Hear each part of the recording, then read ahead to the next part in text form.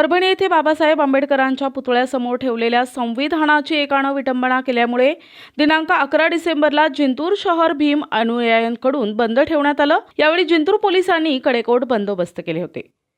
परभणी जिल्ह्यातील जिंतूर शहरात काल परभणी येथील झाले बाबासाहेब आंबेडकर यांच्या पुतळ्यासमोरील संविधानाची विटंबना करण्यात आली होती। यावेळी विटंबना करणाऱ्याला पोलिसांनी ताब्यात घेतलं होतं।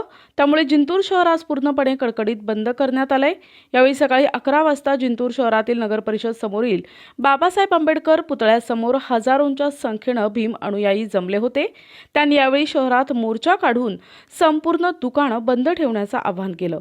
व्यापाऱ्यांनी आपापली दुकानं बंद केली होती। हे मोर्चा बाबासाहेब आंबेडकरांच्या पुतळ्यासमोर ते अण्णाभाऊ साठे चौक, शिवाजी चौक, मेन चौक येथून पुन्हा बाबासाहेब आंबेडकर पुतळ्यास येऊन थांबल्यानंतर तहसील कार्यालय येथे जाऊन तहसीलदारांना याबाबत निवेदन देण्यात आलं होतं। तसेच पोलीस निरीक्षक बुद्धिराज सुकाळे यांनी कडेकोट बंदोबस्त ठेवला होता।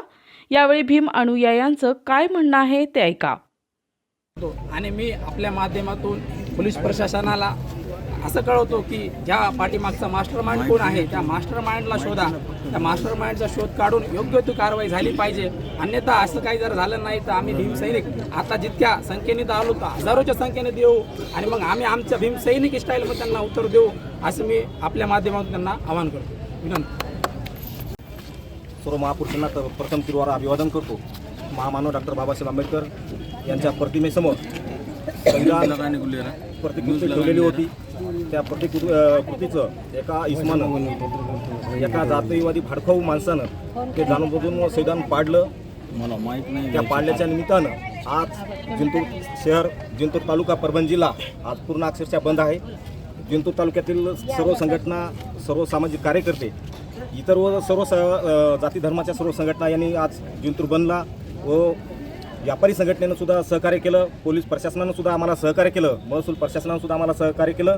त्याबद्दल आम्ही सर्वांचे जाहीर आभार मानतो व या घटनेचा आम्ही जाहीर निषेध करतो।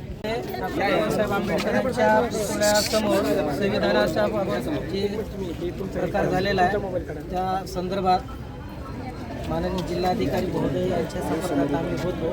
अटक झालेली आहे त्याची प्रतिक्रिया म्हणून आज जे आपलं रिपब्लिकन, युवा सेना आणि इतर संघटनेचा जो निवेदन आहे त्याचं मी स्वीकार केलेला आहे आणि हे तात्काळ माननीय जिल्हाधिकारी महोदयामार्फत आम्ही हे शासनाला आपल्या भावना कळवत आहोत।